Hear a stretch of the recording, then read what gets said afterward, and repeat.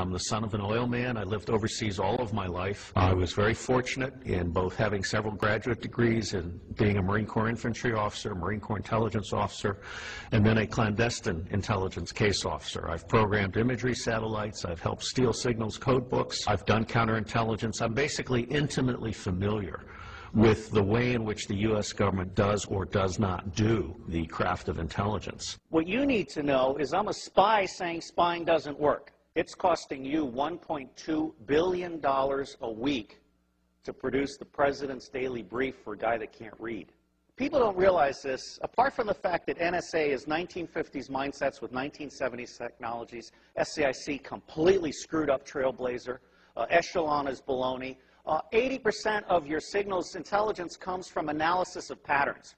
So you don't need to violate privacy. All you need to know is that Schmuckhead is calling Afghanistan once a week. General Shinseki knew exactly what was needed to make Iraq go right, and Paul Wolfowitz lied to Congress and said they'll receive us like liberators and stuff. If I had been General Shinseki, I would have grabbed Wolfowitz by the neck and thrown him down the steps of Capitol Hill. You don't let people lie like that. It's unprofessional to confuse loyalty with integrity, and we have had a failure of generalship in America. Our generals have been too eager to keep their stars and not eager enough to think for themselves and uphold the Constitution. Smedley Butler, the highest decorated Marine, said, war is a racket. War is a racket.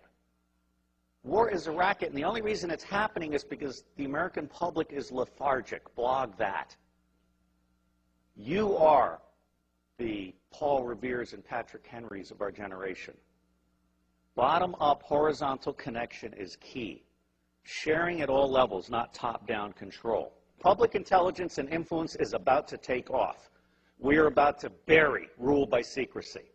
Civil affairs is the focal point. The intelligence guys need to go back in their box. Bloggers, not informants, are key. The FBI is about to try and hire 2,000 informants in a Soviet police-style approach to security. That's idiocy. If you bloggers self-organize and attach yourself like leeches to specific issues, corporations, organizations, challenges, whatever, you will be the intelligence minutemen of this century. The power is in your hands. There aren't enough guns to kill us all, and Halliburton can't build the jails fast enough to keep us down. Bloggers, as Linux is organized, where you grab onto an issue or something, and you are part of a structured citizen journalism blogging thing that lets no evil doing go unnoticed, that rules. So I think we're at a turning point. I think we're at the very beginning of a historic tidal shift in power, restoring the Constitution.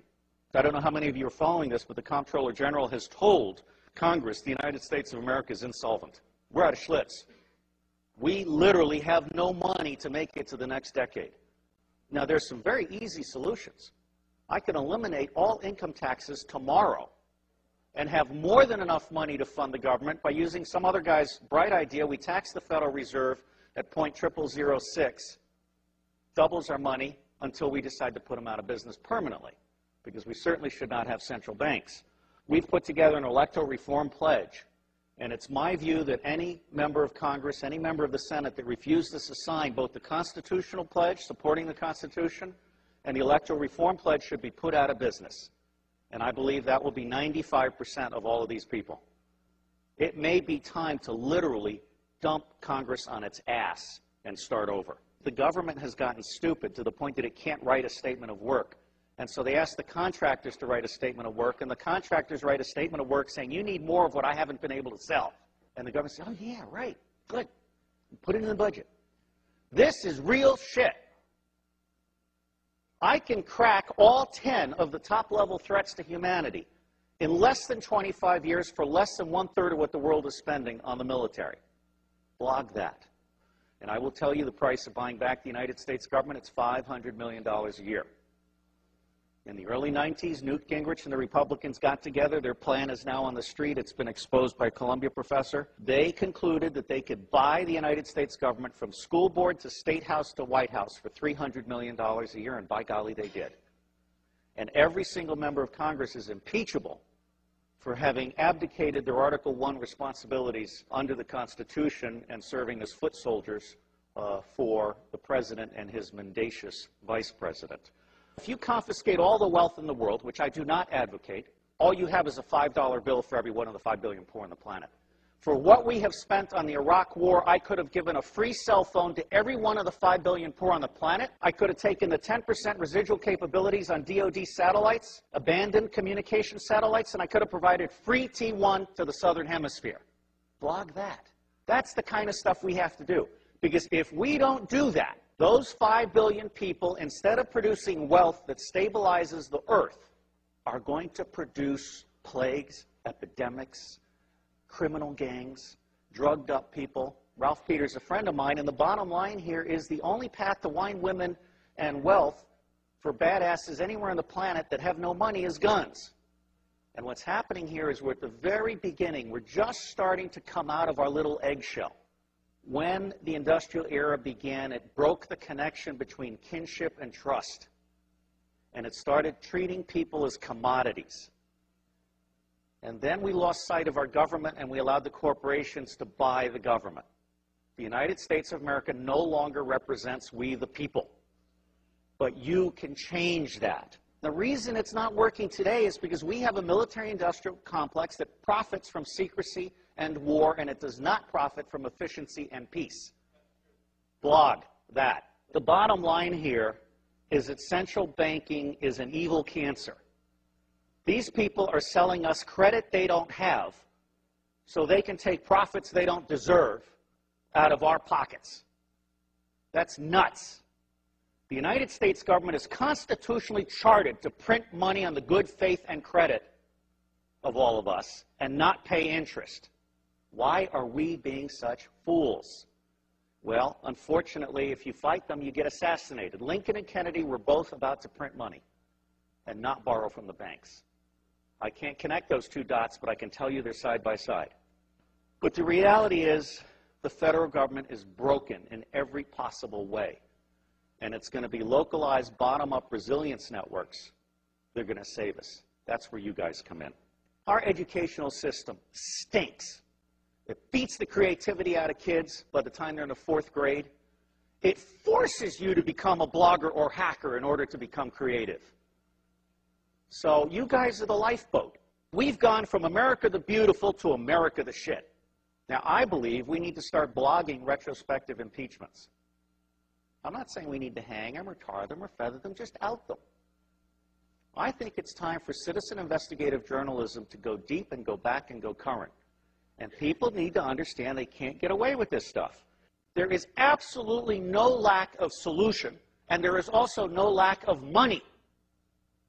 What is lacking is the popular political will to exercise our God-given right to be in charge. I got thrown off Fox News for saying the global war on terror wasn't real. Well, it's not.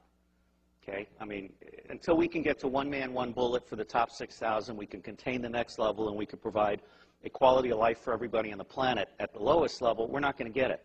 The Air Force solution for terrorism is to kill one guy in an entire village, which of course creates 100 to 200 additional terrorists because of that indiscriminate war crime. It's just nuts. And it's nuts because the media isn't doing their job, and so it falls to you. And my dream is to have someone adopt every zip code and start doing that weekly report for their zip code. And then those little reports will start having babies, and it'll start spreading.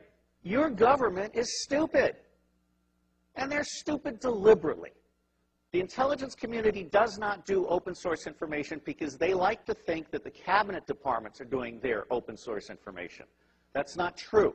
The cabinet departments don't know how to do decision support. What they know how to do is take stakeholder interests and turn them into policy that increases budget share. That is not what I call reality-based budgeting. Politics today has gotten so dirty it's not worth anybody's time if they've got a brain. Well, I don't have a brain, I have a soul. And I believe that America needs to get back in the business of managing itself. I am absolutely certain that central banks are an evil. Central banks are screwing us all, or we'll have it right. We are pigs being harvested for profits. I do believe there are secret societies, although, you know, given a choice between conspiracy and incompetence, I generally go with incompetence. The Bilderberg Group, I just saw a list of who attended the last time, and it's almost a list of nobodies who want to be somebodies combined with somebodies on their way down. You know, I'm not that impressed. These people think they're the movers and the shakers. They're only the movers and the shakers as long as you let them be the movers and the shakers. I spent 18 years trying to help secret government agencies get in touch with unclassified information. And Tom Attlee sent me an email, and he had this little signature blog where Buckminster Fuller said, don't try and heal a broken system, create a new system that replaces it. So I'm honored to be here to set the tone for you guys. And my bottom line is don't waste your time on the federal government. It's going away. There are 27 secessionist movements. There are 9 distinct nations in North America. I anticipate some virtual separation in the Republic. And I think that you're going to find that, like Vermont, for example, is all of a sudden going to be seen by the rest of America as exactly where we want to be, or Seattle. And so that's called the spike theory of change. As soon as one state gets it perfect, it's going to spread like wildfire.